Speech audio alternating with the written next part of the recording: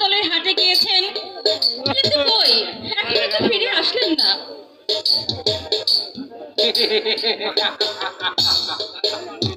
তবে তোমার চিন্তা কি শিবানী, আমরাই তো রয়েছি তোমার কাছে।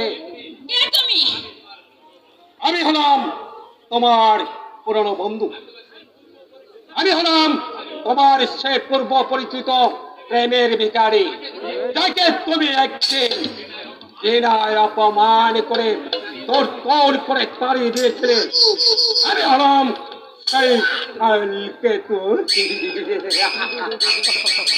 এখানে কেন এসেছো? এসেছে তোমাকে নিয়ে যেতে কোথায়? উদয়পুরে কেন?